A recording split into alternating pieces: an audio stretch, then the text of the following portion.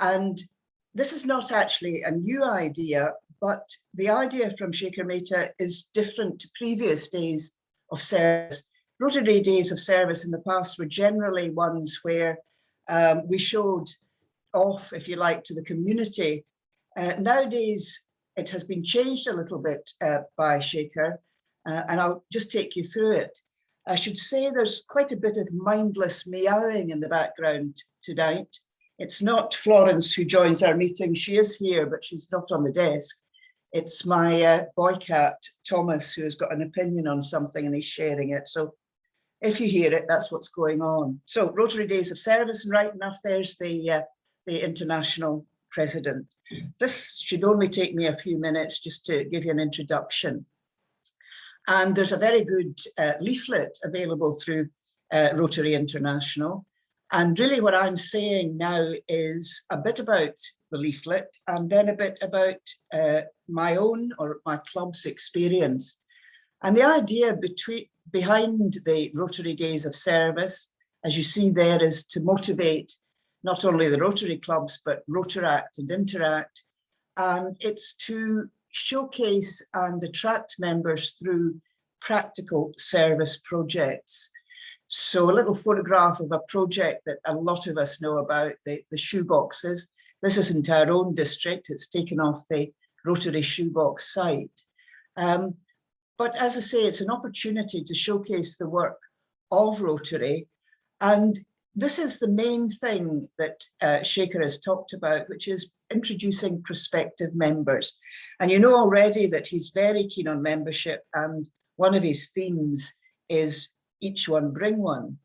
So this is Blair Gowrie's photograph that I took off their website. Just as a matter of interest, I'll digress for a moment. When I was searching for photographs the other day, it's not terribly easy to come across photographs of people in action. There's lots of photographs of people sharing checks and handing out checks, but there aren't all that many of us actually giving service. But here is the rather fantastic rally that Blair Gowrie organised. And how do you get ideas for a Rotary Day of Service? You could look at the Rotary Showcase. There's a lot of projects there internationally, a huge variety of projects. Or you could think about the themed months and pick something up there. There might be something you're already doing that you could change and tweak a little bit to get people along. Or you could conduct an assessment of the community. And I know that quite a few clubs are doing that just now. I know there's a couple of you on from Cooper. I know Inverurie are big in talking to their community. In fact, probably you all are. But that's the way to gather the ideas. And pretty obvious, planning the event. Carnegie Dunfermline Club are over the moon because they've got new hoodies. And here's a photograph of them. Ask me about Rotary on the back. So happy smiling faces. I'm not sure, I think I can guess. I think the person with her back to us on the right is our AG in that area, Libby, and I think the person on the left is Ali, who's the treasurer of that club. Now, here's something that I'll mention later on, but these events, there is a format which there hasn't been in past years. And here's what the event, the way that it has to be planned so that you qualify. Qualify for what, you might ask, and what you qualify for is a certificate at the end. But the event needs to be planned by 2 or more Rotary clubs, or Rotaract or Interact, and it can be in our own country or internationally, and I'll tell you more about that later. And it has to align with 1 or more of Rotary's area of focus. It has to be promoted on at least 1 media platform. Probably most of us would be using Facebook, but Twitter or local newspaper if that's the way that you do things. And here's the challenging bit. You're asked to attract a group of participants in which 25% are not Rotary members currently. So that's the given that you have to do to be one step into getting this certificate. But it's also highlighting how we share Rotary, as Heather said in her introduction, but also in the invitation to come along tonight. And then there's 3 additional guidelines. Our immediate past district governor, Alistair, is also asking people to ask him about Rotary. I think he thought of it first, to be quite honest, but there's him in his T-shirt. So 3 additional guidelines taken from these. So you could align the topic to a UN recognised International Day or through a Rotary themed month. And you know as well from meetings we've had, from what we've read, that Shekhar is particularly keen in empowering girls through activities.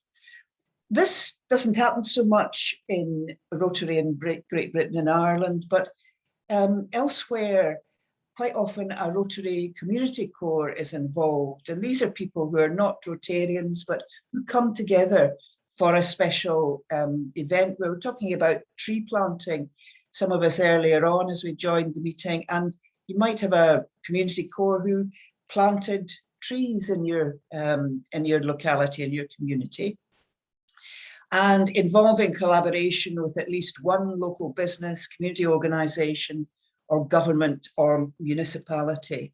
So you have to take 3 from that and these ones here. So there's a total of 8 to choose from. Again, including, you could have a community discussion about how the organising clubs contribute to empowering the community. Provide service opportunities that welcome families and participants of all ages. Again, back to promotion of the event through social media and the accomplishments. Could be through Twitter as well. And here's the main thing: follow up with participants who aren't club members after the event and invite them to join a future project or a club meeting to learn more about the activities. So here you'll see now a little clue of runners who are running under the, it says finish here, but believe it or not, on the other side of this archway, it says start. So here are people starting a run. Keep your eye on that lad at the front in the blue. Just think about him for a moment. This is a 10K race or run that's starting. I'll say more about that in a moment, but we're also asked to celebrate our accomplishments. So to take photographs and videos of the day, and the ultimate, once you've completed it, to put it onto the Rotary showcase, and ultimately we'll get a certificate if we have a Rotary Day of Service. So let me tell you about what Forth Bridges did. We organised a 3K and 10K run. And our partner club was the Rotary Club of Vadgan, which is in Nepal.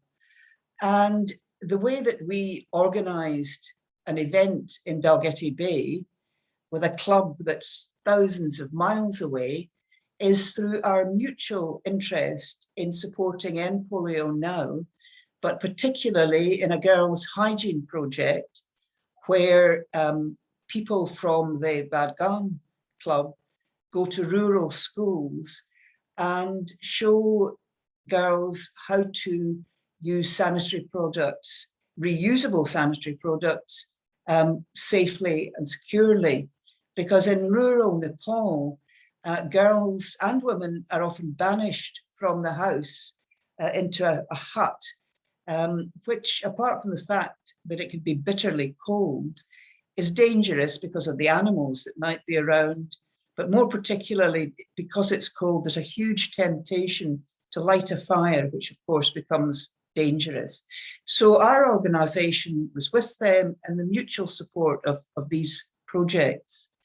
There were over 200 runners, and I should say that people weren't asked to come and turn up on the day. It was meticulously organised.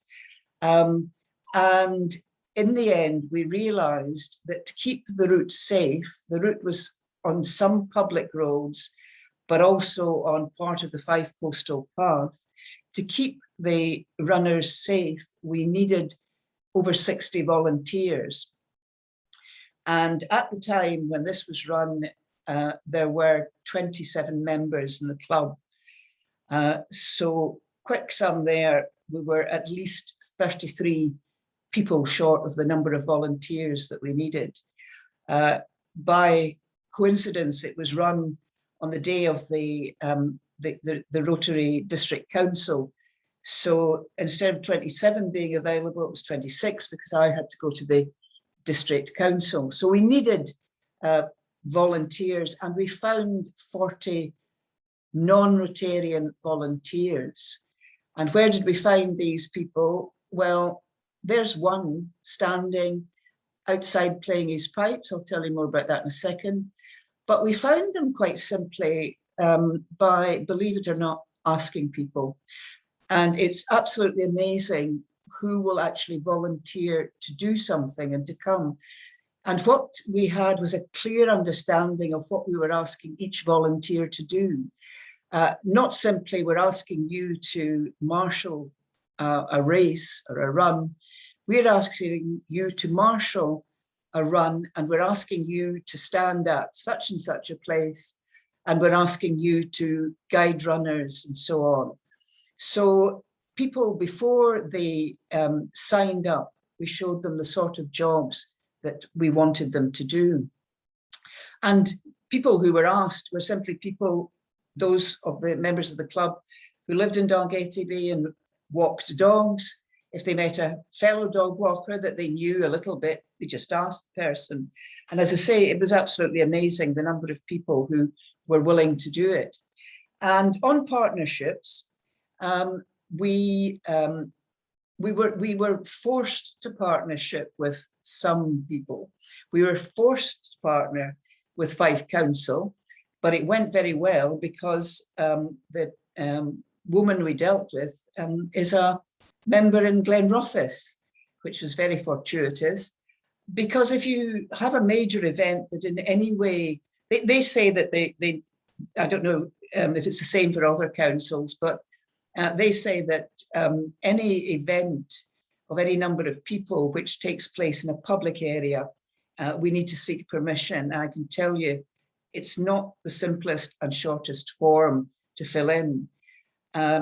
We also had to partner with Fife Scotland because we were on the roads at times, and because we were running on the Fife Coastal Path, the Fife Coast and Countryside Trust.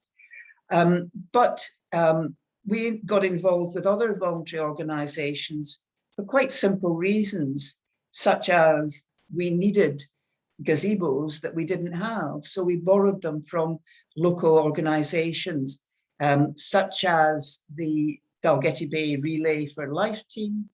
So we were working with them, and we had 5 local firms helping us with sponsorship, but the main sponsor was Remax, which is, as you probably or you may know, is they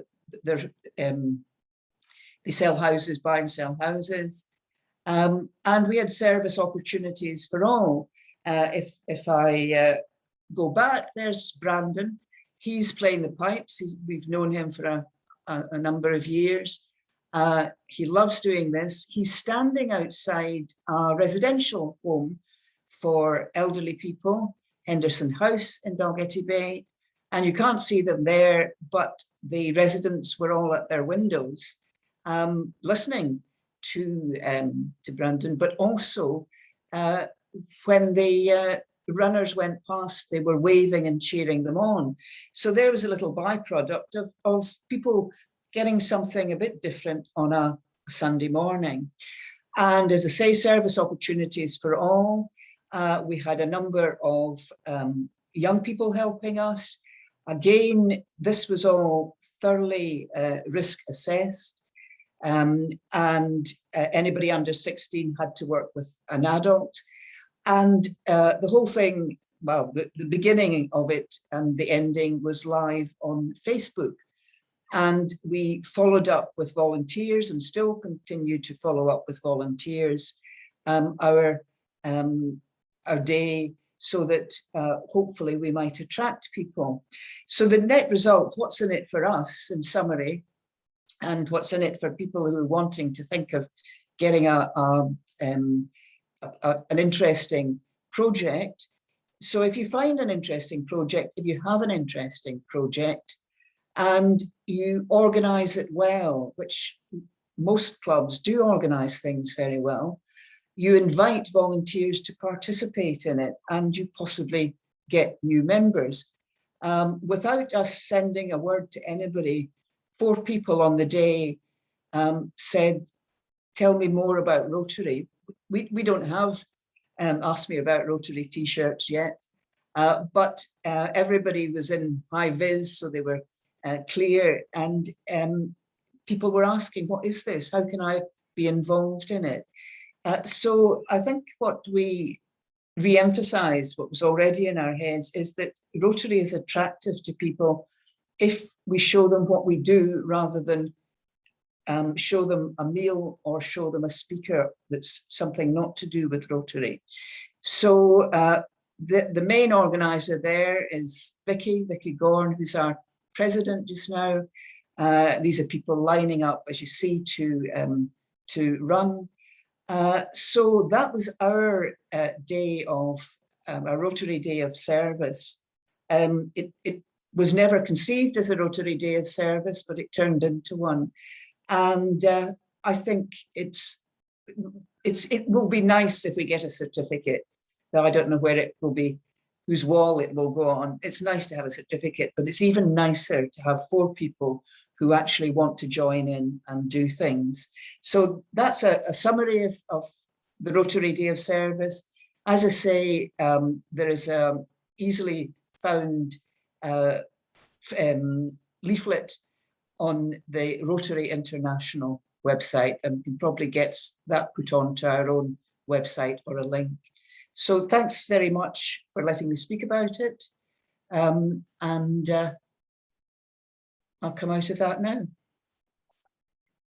Thanks, Kath. That was really helpful, particularly covering off where the idea came from, but giving some really practical ideas about, what clubs might want to look at, and really bringing it alive with the example from your own club as well. So thanks for that, and thanks for preparing such a helpful presentation.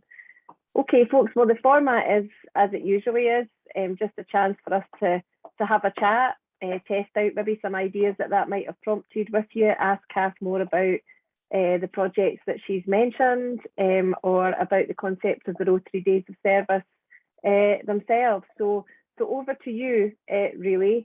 We've got quite a few on the call tonight, so if you could use the electronic hand if you know how to use it. Otherwise, I shall keep an eye out as well for the frantically waving human hand. But if you can indicate that you want to speak, it just keeps it a little bit more organised. So who's got the first question tonight, folks? Anybody?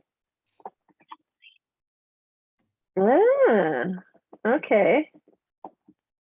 So okay, so let me ask you a different question then. Had you previously heard about the kind of Rotary Days of Service idea before you came on tonight? No, personally, no. I've never heard that. No. So hopefully helpful to hear a bit more about that. What are you saying to me in the chat, Martin? I know. I love a bit of Brian Burnett on the kind of BBC Radio Scotland for Get It On. So I agree with you. I think that's the least we could do for the Kath Chorley presentation, is to put Brian Burnett's show to one side. And COP26, well, it's just not up there, is it? Rotary Days of Service is what it's all about. Okay, so Bill, go for it. Bill from Inverurie, please.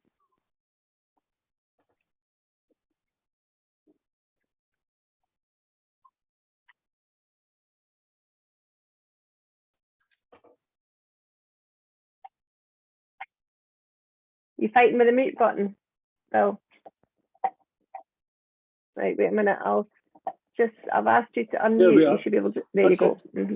What I was going to ask Kath was, when did you start your initial planning, Kath, for the run? You know, how long a lead-in time did you give yourselves? As it so happened, Bill, the lead-in time was 18 months, but it was never intended to be 18 months. The run was supposed to be in April 2020. For a run of that size, it takes a huge amount of organising, as you can imagine. The places were sold on a particular run event board called Event Central. I would say if anybody was going to do that sort of thing, you probably need a lead-in time of 6 months. But what you find is that, you know, just talking about a run, and as you would imagine, I don't really know anything about runs until now because I've learned. There is a running fraternity who will run anywhere. I should say, I didn't mention it at the time, we've raised about £1,000 for End Polio now. It was never our ambition to raise a lot of money. The ambition was to hold a community event. So probably about half the runners were fairly local, but the other half were traveling from a distance. And then there were other logistics, such as the start area is currently being dug up because of the radiation that is or was in Dalgety Bay. So parking was extremely limited. So we had to solve parking problems. We did that by taking over the car park of a local school and then actually busing people to the start. So huge logistical issues. And I don't know about other councils, but Fife Council, even though Chantal from Glenrothes was dealing with us, she has to do her job absolutely properly, and they're quite demanding on risk assessments and so on. So if you're in for a run, Bill, I would say 6 months, and our experts are willing to help. And we're going to do it again, by the way. Thank you. Thanks, Bill. Thanks, Kath. Yeah, well, exactly. It's all about sharing experience, isn't it? I think Robin's wanting to speak. He is, but we've got Alistair Riskin first, and then I'll come to you, Robin. Okay. Alistair. I put my hand up because I was sorry nobody else was. But I found that very interesting, Kath, and I had heard a little bit about it before, but this business of involving other clubs or having partners was something I hadn't really got my head around. Well, we're fairly isolated. I can imagine what it's like in Shetland and Orkney, but the answer is certainly dealing with international clubs so as we can share it. So that's sort of switched on a light for me for future events. I think most of the things we do, we try to make them community events, and we are involved with so many other organizations in doing it, but it's packaging it up so as it fits the Rotary model that is the key to getting certified. And I've been certified more than once in my life. But thanks very much. It's been very helpful. Fantastic. Thanks, Alistair. Robin. Yes, could I ask Kath, under the current circumstances with COVID, did you not have a problem with regard to distancing and the COVID rules? We didn't have a problem, Robin, but we did. The runners, as you see, were fairly close in that photograph that I showed, but they were started in groups, so that there were around about 50 runners together, and then a space, and when they ran off, the next 50 came, and there was about 10 seconds in between them. Everything was outside, apart from the toilets. We used them, and we used the sailing club as the start and finish. So we were able to we were able to run it as COVID friendly. Yes, there was hand sanitizing when people signed in. There was the minimum of signing in. No one physically signed in, so that we followed all that meticulously. We wanted good weather because you wouldn't you, for a good event like that, but also we wanted good weather because we wanted to do everything outside, like the signing in and so on. So yeah,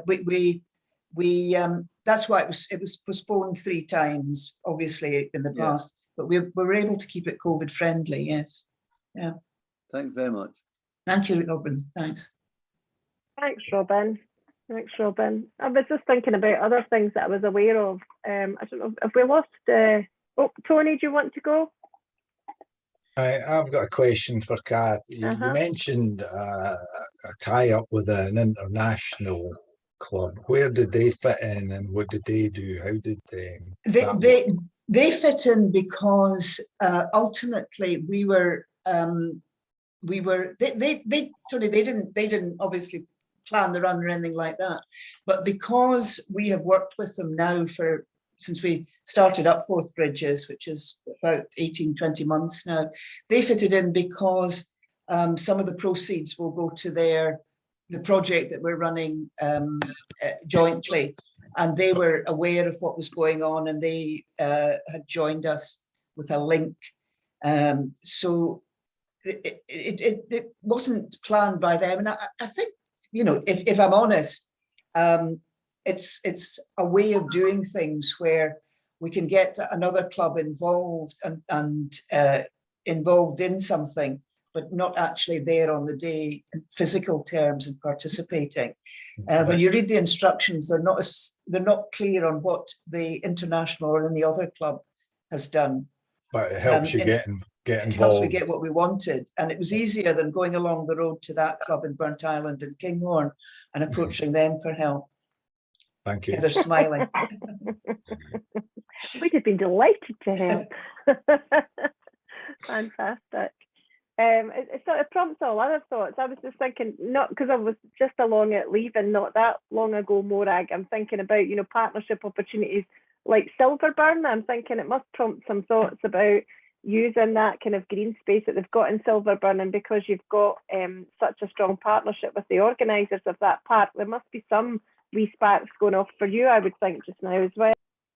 It could be, Heather. They after we got the defibrillator put down in Silverburn, that meant they were eligible to do a park run, and so that could definitely be something. We haven't heard of any plans to take that forward yet. But also my thoughts were, when I was listening to Kath, about something that we do already that you could just change slightly. And we do sponsored beach walk. We did a virtual one last year. We're going to really do one this coming, well, not next year it will be, but we could maybe involve Silverburn in that as well. You know, so I think Kath was talking about how long her lead-in time was. And well, our idea is there. I think what's good, Kath, is, you know, after listening to you tonight, how I can now look at something with the rest of the club and say we can just alter that ever so slightly, bring in a partner, work with another group without having to start from scratch, basically, Heather. So it's a great idea. Yeah, and I think the principles about working with other organisations and thinking about things that you might be planning to do anyway, I think really helps. I'll bring in Sheena from Aberdeen St Fittick, and then I'll come back to Tony. Okay, Sheena? no, I was just thinking, we did something just this last month, and it was raising money for a project that we're going to get hopefully a matching grant for in Sierra Leone. And the people in Sierra Leone, one of them's an honorary member of our club. So almost, I think the thing that we did, which did involve the whole, you know, non-Rotarians, there was only about 20 Rotarians involved. There was probably about 40 non-Rotarians. We could have probably made that one a service, day of service, because we did a cattle drove walk over the Fingal cattle drove. I think, Sheena, and everybody, I mean, those of you who know me reasonably well will know I couldn't care less whether we get any certificate or not. I'm not speaking for the club, I'm speaking for me. But those of you who know me will know that I'm passionate about Rotary being opened up to everybody. And I think it's just a great way. It's the value that I think adds is that we have so many events where the public are there and they're part of it, in that they're recipients, if you like, of what we're doing. But we have very few events where volunteers are actually doing work for us on the day. And that's what I think, and I can only guess, but I would not be surprised if we don't get another at least 6 members from this, because they were part of something.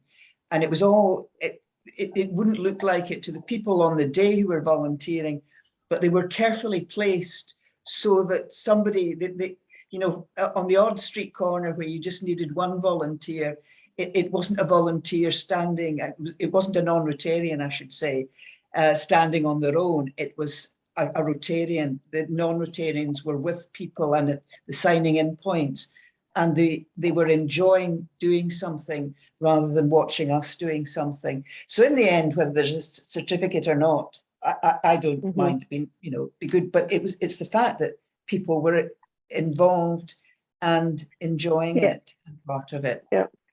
It's about the visibility, isn't it? It's about an event in the community that people want to get involved in, involving other partners in doing that. But it's the visibility and the engagement that then brings the interest in Rotary. And sometimes we're doing lots of things, but it's not obvious it's us, or we don't create the conversations the way that actually lead to people saying, actually, I think I would be interested in this. And that, I suppose, it's more about what's intended through the days of service, really, isn't it, Kath? Which is all of those things.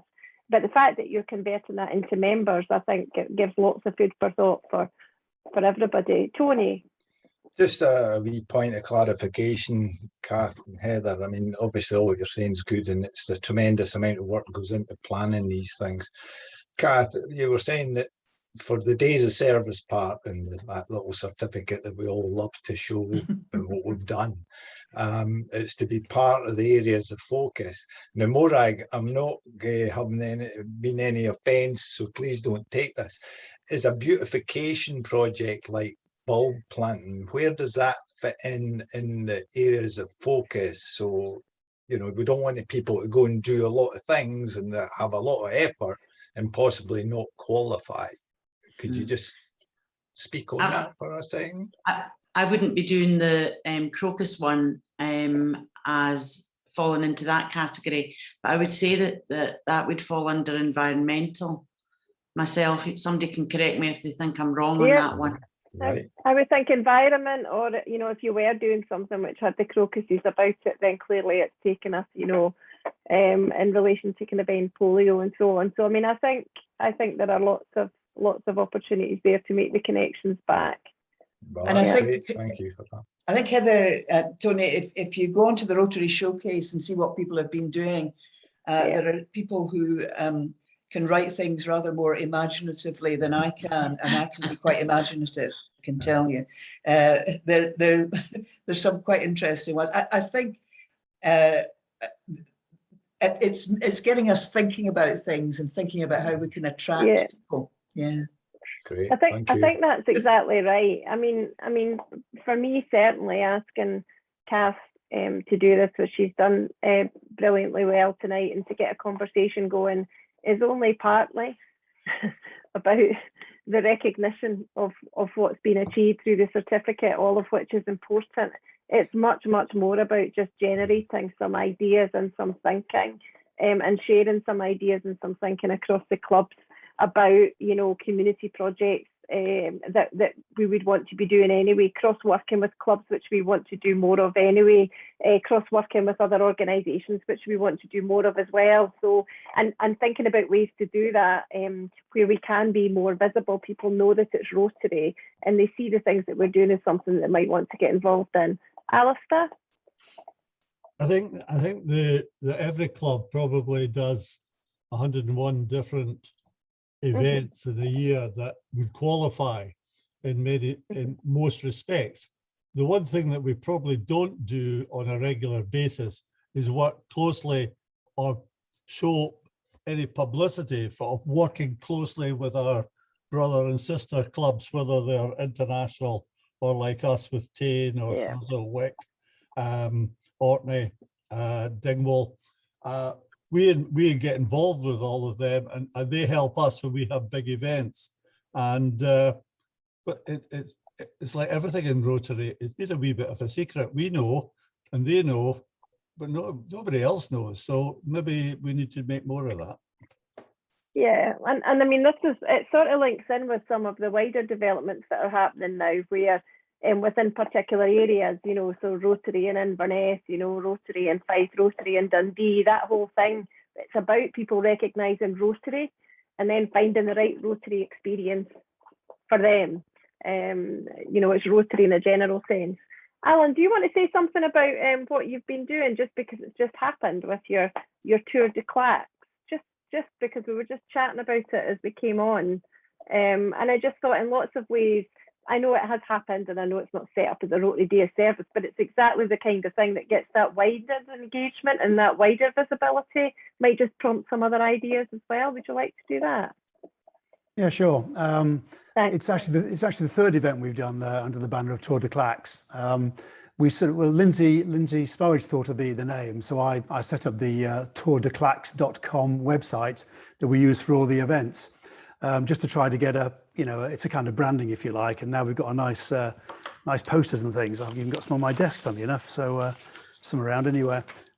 So the idea last time, well, the last one we did was the Rotary Ride. So that was in September for prostate cancer. So we got I think over 45 riders, I think, rode on that one. And we basically marshal the event. It's a 22k ride around Clackmannanshire on bikes this time. And we marshaled the whole event, and we got people just to come along and raise funds for Prostate Scotland, who were great because they really helped us. They gave us some banners and things as well. And the last one we did was for End Polio Now. So the idea there was people will come along, pay a £5 registration fee, which goes straight to End Polio Now, and then raise additional funds through sponsorship. And we put posters around all over the place. We publicised it on Facebook, and did all the things that you imagine we might do. And one of the guys who participated, I didn't know at all. He just emailed me and said, "Oh, can I start from somewhere else on there?" I said, "Yeah, fine, go ahead." And it turns out that he had polio when he was a kid, when he was 5 years old, 1957. And he raised, I think, £350 in sponsorship just on his own for the event, which is phenomenal, So it just shows you, if you do reach out, occasionally people will volunteer and come along. So Ronnie did the ride. And of course, then Lindsay interviewed him, and the article's gone to the newspaper, where there's a nice photo of him with his personal trainer on his bike, which I took. And then his whole story, basically, about how he got involved and the bit about polio as a kid. So that's the kind of thing that happens. So we will use the Tour de Claques again. We'll use it many times, I think. We used it also for a hill climb in the summer. So it's a kind of branding, and the idea is to get Rotary associated with activities. And I will say one more thing as well. On the last one we did, the last Tour de Claques, the one in September for the Rotary Ride for Prostate Cancer, we got a load of non-Rotary volunteers to come and help us. So we had about 4 or 5, I think, came along, and we did the same at an event in Alloa, which will be on Beechgrove Garden at the end of the month, where we provided teas and coffees for the whole week for the Beechgrove Garden team. And again, we had lots of volunteers coming along who weren't Rotarians. And the good news is some of them, of course, have expressed an interest in joining Rotary. So that's, I think, another important thing. But anyway, put that in the diaries anyway. The end of the month, I think it's the last Sunday in October. There's Beechgrove Garden, Transformation Alloa, and we're there the whole week. So there are some Rotary images and pictures there. Sorry, Heather, I've gone on and on, but that's what happens. No, it's fine. It's fine. And you ended on a high with national media coverage for Rotary. Yeah. So you're very welcome. But I mean, there are some themes coming through in all of that, aren't there, about getting non-Rotarians involved to volunteer, which is not really our common practice. But actually, a lot of what we do presents those opportunities. And it's one thing to tell people what we do and what we're about and the kinds of things that we do, but there's nothing better than them actually seeing it by themselves because they were along there. And your Beechgrove Garden example, I thought, was a really good one, because you were asked to provide a service as Rotary by an organisation. But again, even those opportunities provide a chance for us to involve non-Rotarians in what we're doing. It doesn't have to be projects that are getting driven by ourselves. So yeah, so hopefully some food for thought. And thanks for sharing that. That sounds incredible. And of course, the conclusion to all of this, of course, is the one that we know already, which is the only way to get people interested in Rotary and to know what's happening with Rotary. And this goes back to Alistair's point as well, is to tell them and have the conversations. You know, so there's quite a few key takeaways from this evening as well. So yeah. Any other questions or comments, folks? No? Okay. So can I ask you a couple of things before we finish off for tonight? And thank you again, Kath, for that. That was incredibly helpful. Just putting together the sort of future themes for the DG drop-ins. I was toying with the idea of one of the other themes for this year, of course, as well as the one that Kath was mentioning in relation to the project that they have going through their club and the club in Nepal, which is around empowering girls and how that connects across to peace as well. Janine Birkwhistle leads on that for Rotary Great Britain and Ireland, and actually speaks very well about it. And I had wondered about inviting her along to a future session and just unpicking that theme a little bit more and having trying to bring that down into, well, actually, that's a great idea, but what does it look like for my club? You know, what would it look like? What would be the ideas that we'd be talking about around the table? So people think that would be quite a helpful topic. Yep. Anything else burning in people's minds that they'd quite like to just kind of find out a bit more about, exchange information with clubs around?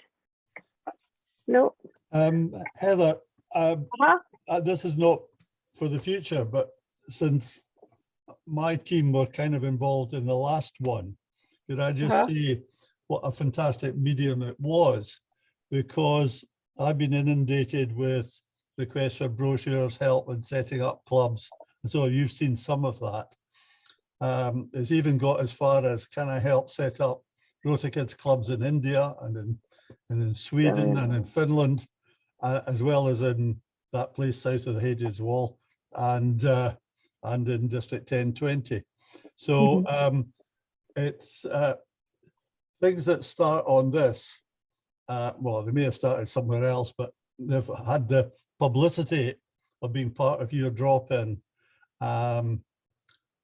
It can grow arms and legs and be very helpful to moving things forward. So thank you. And I'm sure it'll be just as helpful for all the other organizations that take advantage of it as it moves forward.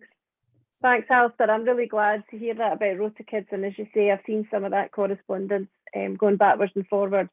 I think, you know, one of the challenges. Sorry, Bill, go for it. I was just going to say to Alistair that following your talk on Rotary Kids, I mean, we are in the process with one of the, in fact, there's two of the schools, but one in particular, the one that we're going to be planting trees with next week, they are quite keen on Rotary Kids.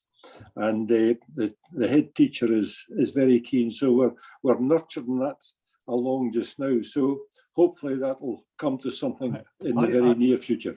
I'm sure as we come out of COVID and they're allowed to allow us back in, things are going to bubble up.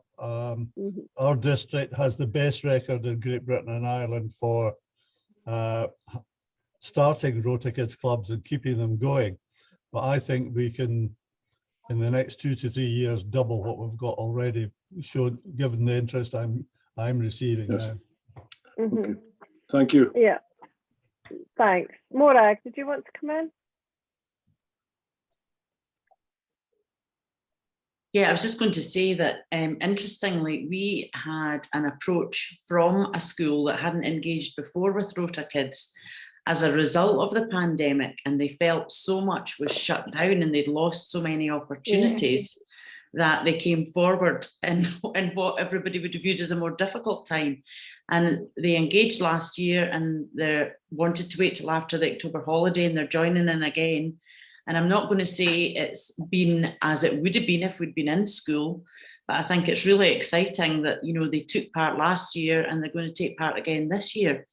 And I think some people don't realise maybe in many schools, that it still can operate in a slightly different way, and hopefully we will engage with them in the way we would have in the past once things improve a bit and we can, as Alistair says, get back into school. So it's interesting that, you know, the pandemic produced an opportunity for a school that never engaged with us before, despite the invitation. And in fact, what they've been doing is apologising for not being able to do the things, but they remember the things they can do. I mean, tomorrow I'm going out to visit 5 schools and pick up more than 200 filled shoeboxes that they've done, and you know, and that's their volition, not us pushing them.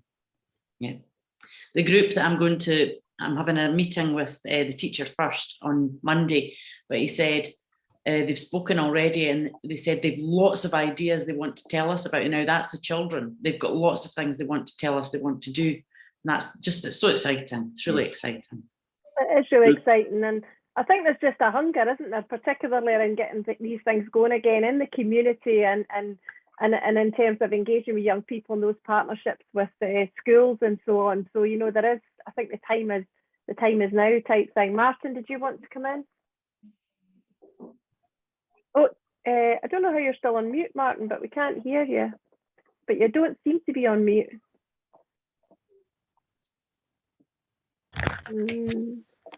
Is that better? Yeah, good idea. I was just going to suggest this looks like a headphone issue.